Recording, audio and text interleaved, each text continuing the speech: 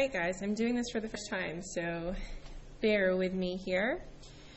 But we are going to read together part of Chapter 4, and if you have your essential questions, I am hoping to find answers as I read to these 3 starred essential questions.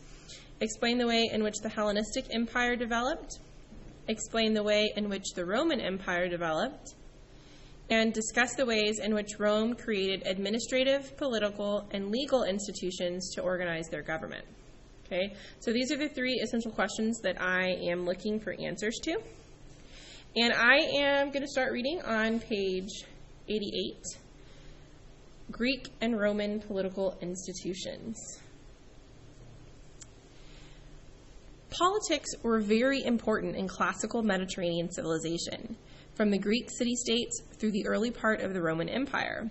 Indeed, our word politics comes from the Greek word for city-state, polis, which correctly suggests that intense political interests were part of life in a city-state in both Greece and Rome.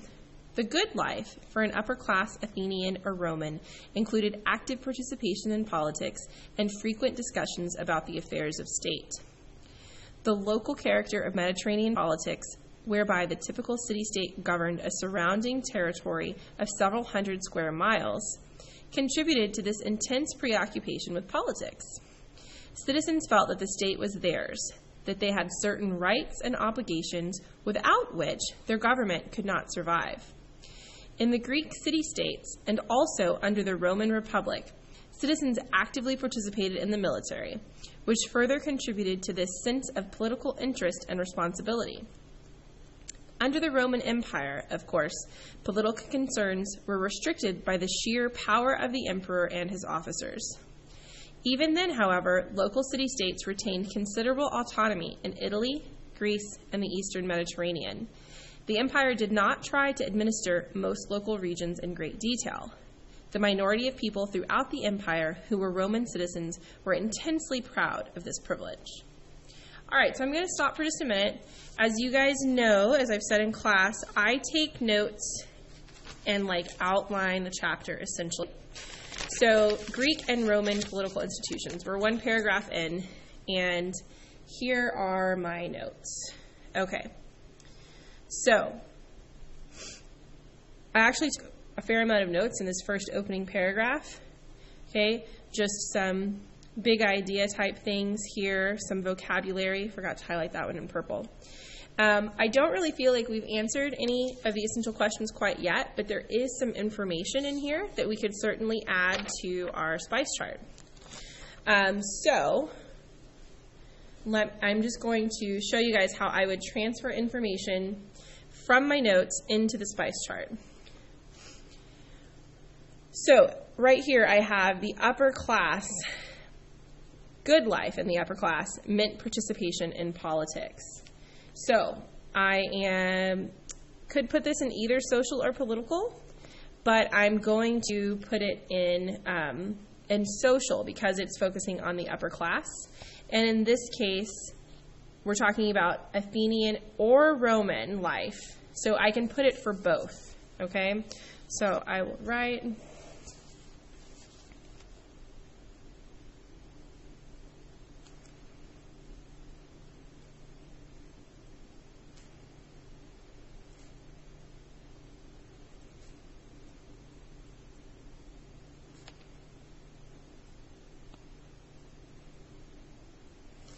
And I'm just going to draw a little arrow to show that this applies to both Greece and Rome. Okay.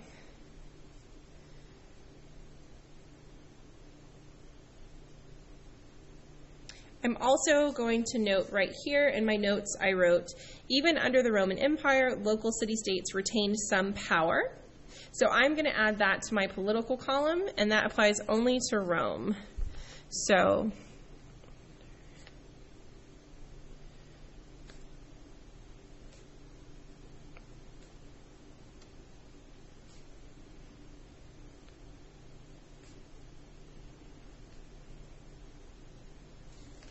all right, and I'm going to pause my note-taking and go back to reading for now. So picking up where we left off. Strong political ideals and interests created some similarities between Greco-Roman society and the Confucian values of classical China, although the concept of active citizenship was distinctive in the Mediterranean cultures. However, Greece and Rome did not develop a single or cohesive set of political institutions to rival China's divinely sanctioned emperor or its elaborate bureaucracy. So in addition to political intensity and localism as characteristics of Mediterranean civilization, we must note great diversity in political forms. Here the comparison extends to India, where various political forms, including participation in governing councils, ran strong. Later societies, in reflecting on classical Mediterranean civilization, selected from a number of political precedents. Monarchy was not a preferred form. The Roman Republic and most Greek city-states had abolished early monarchies as part of their prehistory. Rule by individual strongmen was more common, and our word tyranny comes from this experience in classical Greece. Most tyrants were effective rulers, particularly in promoting public works and protecting the common people against the abuses of the aristocracy. Some of the Roman generals who seized power in the later days of the Republic had similar characteristics, as did the Hellenistic kings who succeeded Alexander in ruling regions of his empire. Okay, so let's pause again and look at my notes. So basically, right in here is where the notes correspond. I note the similarity to Confucian values in classical China. In AP World, we need to be able to compare the different societies, so that's a good note right there. But I write, but Greece and Rome did not have a single or cohesive form like China's bureaucracy. So we see a similar and a difference to China. We also see a similar to India note and a note about tyrants. So remember that our essential question that we are trying to answer, or there's several, is how the Hellenistic Empire developed, the Roman Empire developed, and also ways in which Rome created administrative, political, and legal institutions to organize their government. So basically, any notes about empires and governments is something that College Board is saying is important here. Okay, so let's take a few more spice notes.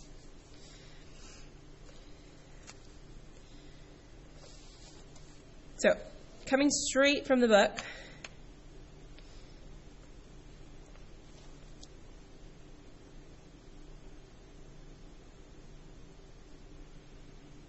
I'm going to write down here that there's a great diversity in political forms, and that can apply to both Greece and Rome.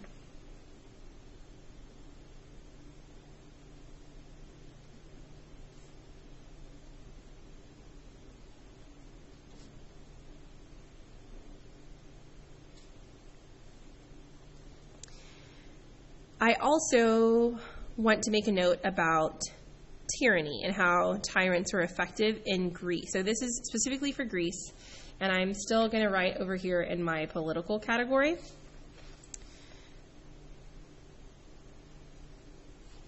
So I'm going to write tyrants as effective leaders in classical Greece.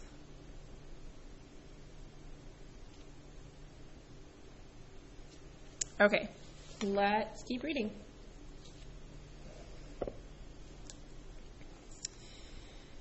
Democracy. The word is derived from the Greek demos, the people, was another important political alternative in classical Mediterranean society. The Athenian city-state traveled furthest in this direction before and during the Peloponnesian Wars, after earlier experiences with aristocratic rule and with several tyrants. Okay, so I'm going to stop right here because I don't love this chapter in the book. It assumes that you guys have a lot of outside knowledge about Greece and Rome, which I know some of you might have some, but I don't think we have as much as the book assumes you do. So let's take some specific notes right here straight into our spice chart, because this is talking about some important things here. So we want to connect Athens with the democracy. Okay, so over here on my spice chart, I'm going to make that note.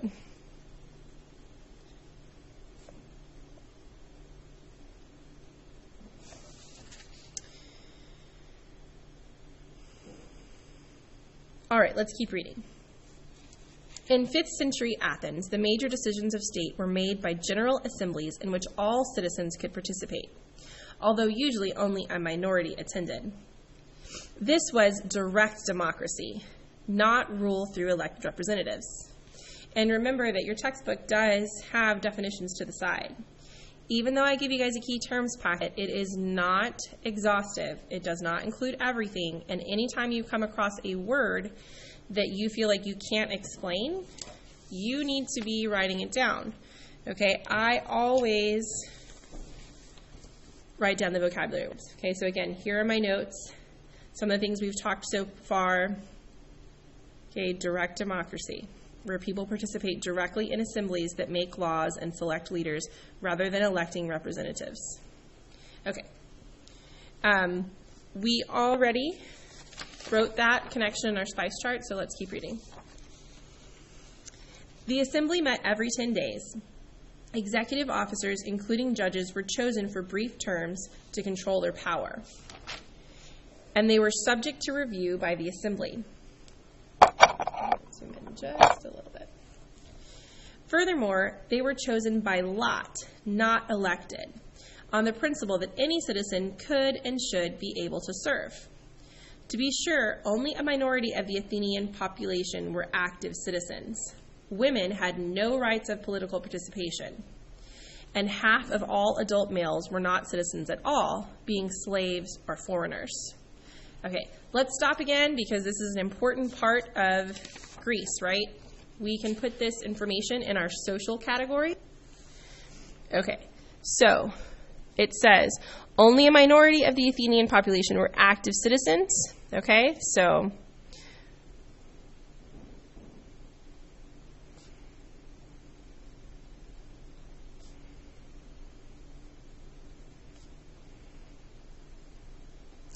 that is because women had no rights for political participation.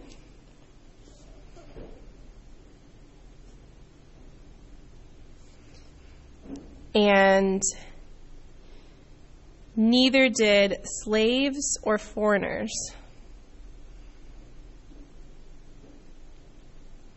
Now, I know that you guys have limited space on these spice charts, so I would really encourage you to abbreviate. Later, if I'm taking the reading quiz on Monday, hopefully I will remember what this means. Okay, if you're not going to abbreviate, you're going to have to write really small. Okay, this then was not exactly the kind of democracy we envision today, but it did elicit widespread popular participation and devotion, and certainly embodied principles that we would recognize as truly democratic. Pericles, who led Athens during its decades of greatest glory between the final defeat of the Persians and the agony of war with Sparta, described the system this way. The administration is in the hands of the many and not of the few. But while the law secures equal justice to all alike in their private disputes, the claim of excellence is also recognized. And when a citizen is in any way distinguished, he is preferred to the public service, not as a matter of privilege, but as the reward of merit. Neither is poverty a bar, but a man may benefit his country, whatever be the obscurity of his condition. During the Peloponnesian Wars, Athens even demonstrated some of the potential drawbacks of democracy. Lower-class citizens eager for government jobs and the spoils of war often encouraged reckless military actions that weakened the state in its central dispute with Sparta. Okay, let's make a note of that. Even though we're really looking more for information about the development of their political institutions, I think that this is, let's add this, and we can put it in political. So I'm going to put drawback of democracy and reckless military action.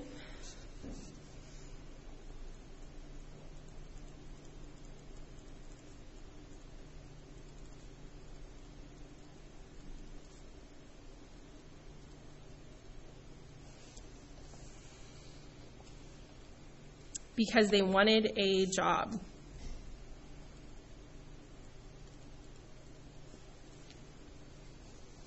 Okay. Sorry, I think I went off camera there for a minute. Neither tyranny nor democracy, however, was the most characteristic political form in the classical Mediterranean world. The most widely preferred political framework centered on the existence of the aristocratic assemblies, whose deliberations established guidelines for state policy and served as a check on executive power. Thus, Sparta was governed by a singularly militaristic aristocracy, intent on retaining power over a large slave population. Other Greek city-states, although less bent on disciplining their elites for rigorous military service, also featured aristocratic assemblies. Even Athens, during much of its democratic phase, found leadership in many aristocrats, including Pericles himself. The word aristocracy, which comes from Greek terms meaning rule of the best, suggests where many Greeks, particularly, of course, aristocrats themselves, thought real political virtue lay. And I apologize, I was off camera again, but I'll get used to this. So I think a lot of that is important, and we want to write it down. Let's just go back to my notes really quick. Just to show you how, again, these are notes that I took a month or so ago, maybe more, and what I wrote down, okay? Women had no political power, aristocratic assemblies, aristocracy equals rule of the best. Today, a lot of times, when we see aristocracy, we think of the upper class, and that is true, but it's always good to know the root of the word, rule of the best. So, this was in Sparta and Athens.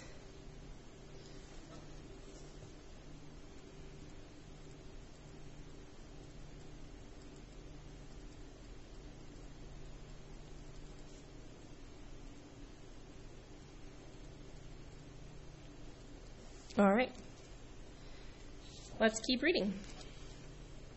So, moving on to Rome. The Constitution of the Roman Republic tried to reconcile the various elements suggested by the Greek political experience with primary reliance on the principle of aristocracy. All Roman citizens in the Republic could gather in periodic assemblies, the function of which was not to pass basic laws, but rather to elect various magistrates, some of whom were specifically entrusted with the task of representing the interest of the common people. The most important legislative body was the Senate, composed mainly of aristocrats, whose members held virtually all executive offices in the Roman state. 2 consuls shared primary executive power, but in times of crisis, the Senate could choose a dictator to hold emergency authority until the crisis had passed. In the Roman Senate, as in the aristocratic assemblies of the Greek city-states, the ideal of public service, featuring eloquent public speaking and arguments that sought to identify the general good, came closest to realization. All right, let's pause and look at my notes. So, of course, I have defined some vocabulary words, Senate and consuls.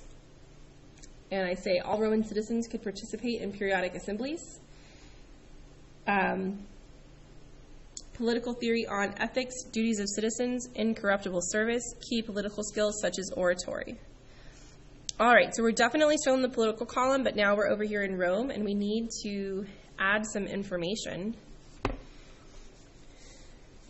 So because I have written out the definitions to Senate and consuls, I'm not going to write out the full definition here. I'm just going to write the single word. But I'm going to say, remind myself that the Senate is made up of the aristocracy,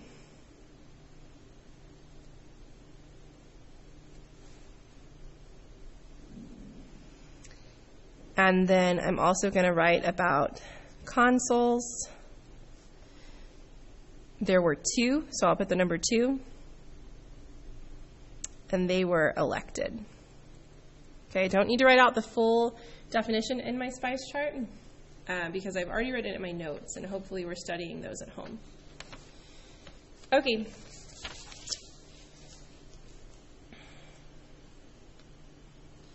The diversity of Greek and Roman political forms, as well as the importance ascribed to political participation, helped generate a significant body of political theory in classical Mediterranean civilization. True to the aristocratic tradition, much of this theory dealt with appropriate political ethics, the duties of citizens, the importance of incorruptible service, and key political skills such as oratory. Roman writers like Cicero, himself an active senator, expounded eloquently on these subjects. Some of this political writing resembled Confucianism, so there's another similarity. Although there was less emphasis on hierarchy and obedience or bureaucratic virtues, and more on participation in deliberative bodies that would make laws and judge the actions of executive officers. Classical Mediterranean writers also paid great attention to the structure of the state itself, debating the virtues and vices of the various political forms. This kind of theory both expressed the political interest and diversity of the Mediterranean world and served as a key heritage to later societies. Okay, even though we are reading about politics and political theory, a lot of this has to do with writing, and so I am actually going to talk about Cicero in the cultural column for Rome. So they wrote about ethics, the duties of citizens, the importance of service. Okay, so that's actually, I got ahead of my notes earlier. That is what I wrote down here in my notes. I'm going to add it to the cultural column for Rome.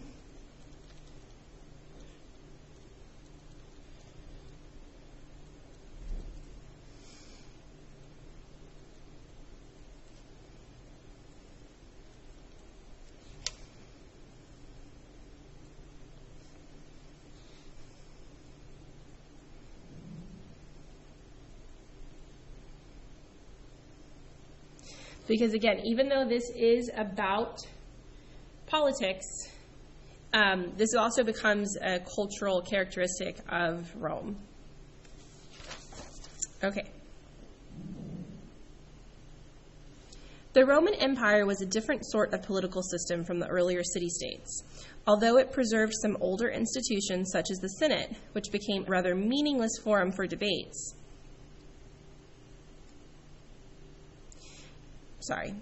Of necessity, the empire developed organizational capacities on a far larger scale than the city-states. It is important to remember, however, that considerable local autonomy prevailed in many regions. Only in rare cases, such as the forced dissolution of the independent Jewish state in 63 CE, after a major local rebellion, did the Romans take over distant areas completely. Careful organization was particularly evident in the vast hierarchy of the Roman army, whose officers wielded great political power even over the emperors themselves. All right, let's pause again. Look at my notes again. Okay.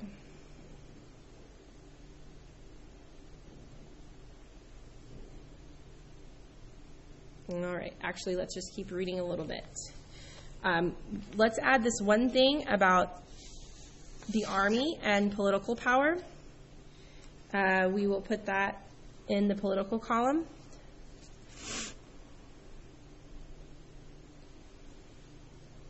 Officers in Roman army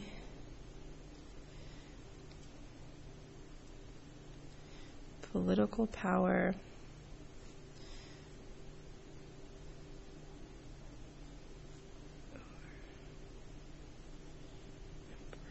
Okay. In addition to considerable tolerance for local customs and religions, plus strong military organization, the Romans emphasized carefully crafted laws as the one factor that would hold their vast territories together. Greek and Roman Republican leaders had already developed an understanding of the importance of codified, equitable law. Aristocratic leaders in 8th century Athens, for example, sponsored clear legal codes designed to balance the defense of private property with the protection of poor citizens, including access to courts of law administered by fellow citizens. The early Roman Republic introduced its first code of law, the 12 Tables, by 450 BCE. These early Roman laws were intended, among other things, to restrain the upper classes from arbitrary action and to subject them, as well as ordinary people, to some common legal principles. The Roman Empire carried these legal interests still further in the belief that law should evolve to meet changing conditions without, however, fluctuating wildly. Okay, a lot in there about law in both Greece and Rome. So, I took notes about, this is specific to Rome, tolerance for local customs and religions, codified law and the 12 tables. Let's write some stuff in our spice chart. So both Greeks and Rome knew that codified law was important. So again, we're in our political column. I'm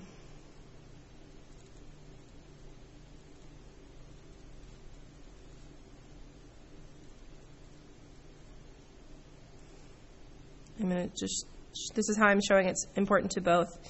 And then I'll put the word 12 tables over here on the Roman side. Again, that was in the political column.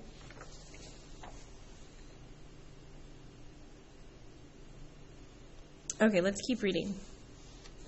The idea of Roman law was that rules, objectively judged, rather than personal whim, should govern social relationships. Thus, the law steadily took over matters of judgment earlier reserved for fathers of families or for landlords. Roman law also promoted the importance of common sense fairness. In one case cited in the law text of the empire, a slave was being shaved by a barber in a public square. Two men were playing ball nearby, and one accidentally hit the barber with the ball, causing him to cut the slave's throat. Who was responsible for the tragedy? The barber, catcher, or pitcher? According to Roman law, the slave, for anyone so foolish as to be shaved in a public place, was asking for trouble and bore the responsibility himself. Okay, so the one thing we might want to write down from this paragraph is that personal whim and families should not necessarily make these judgments. So rules should be objectively judged, and the idea of getting rid of personal whim. We're still in political here.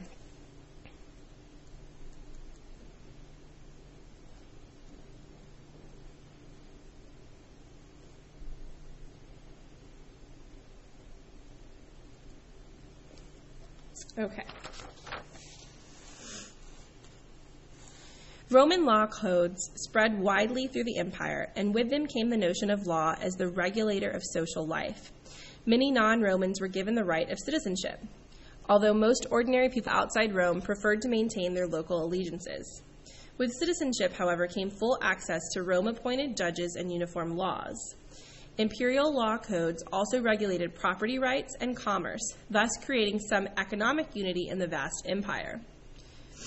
The idea of fair and reasoned law to which officers of the state should themselves be subject was a key political achievement of the Roman Empire, comparable in importance, although quite different in nature, to the Chinese elaboration of a complex bureaucratic structure. Okay, so two important things there. So in social, I'm going to write that non-Romans could attain citizenship.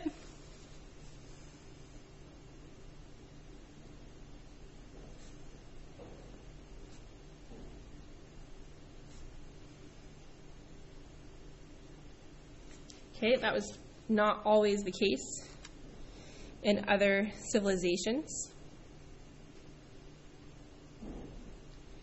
Okay. Also, this idea right here, imperial law codes also regulated property rights and commerce, thus creating some economic unity in the vast empire. Okay, let's put that in the economic column. Imperial law codes provided economic unity.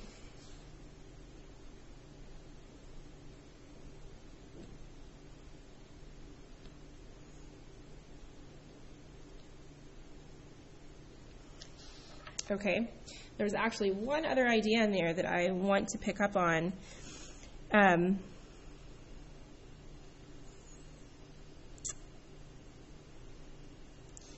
The idea of fair and reasoned law to which officers of the state should themselves be subject was a key political achievement of the Roman Empire.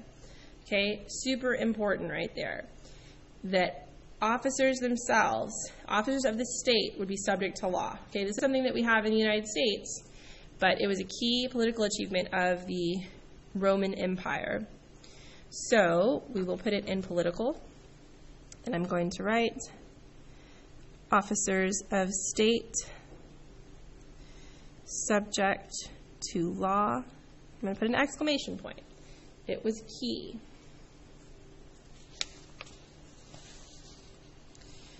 Okay. The Greeks and Romans were less innovative in the functions they ascribed to government than in the political forms and theories they developed. Most governments concentrated on maintaining systems of law courts and military forces. Athens, and more durably and successfully, Rome, placed great premium on the importance of military conquest. Mediterranean governments regulated some branches of commerce, particularly in the interest of securing vital supplies of grain. Rome, indeed, undertook vast public works in the form of roads and harbors to facilitate military transport as well as commerce. And the Roman state, especially under the empire, built countless stadiums and public baths to entertain and distract its subjects. The city of Rome, which at its peak contained over 1 million inhabitants, provided cheap food as well as gladiator contests and other entertainment for the masses. The famous bread and circuses that were designed to prevent popular disorder. Colonies of Romans elsewhere were also given theaters and stadiums. This provided solace in otherwise strange lands like England or Palestine. Okay, that paragraph had a lot in it. Let's go back to my notes.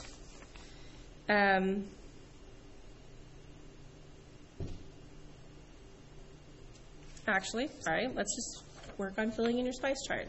This video is getting a lot longer than I thought it would be. I apologize for that, but hopefully you're finding it helpful. Okay.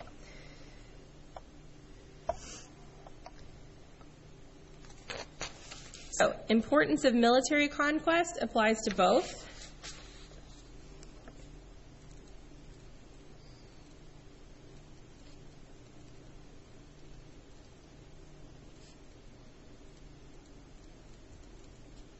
All right, just wrote it across the middle there.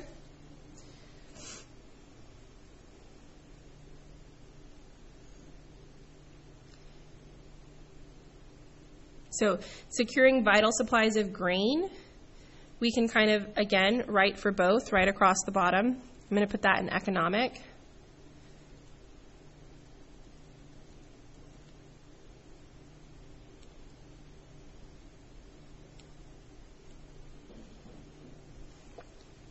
Okay.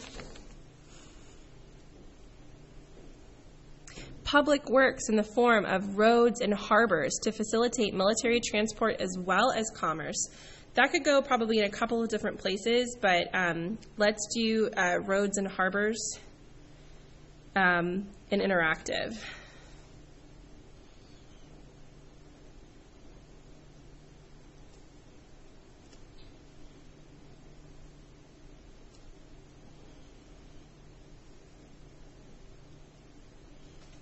Okay.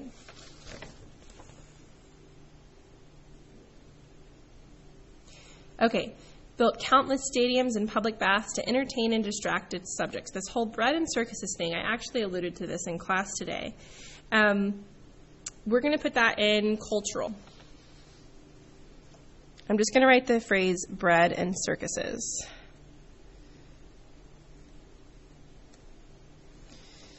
Okay. I put it in cultural because it is an important part of the culture there, but you can also be linked back to political because it's the government that was providing it.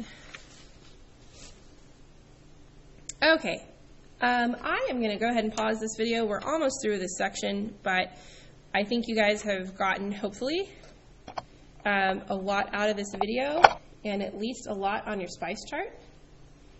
If you guys watched it, make sure you give me feedback about this so that I know if it was helpful or not. All right, you guys are rock stars.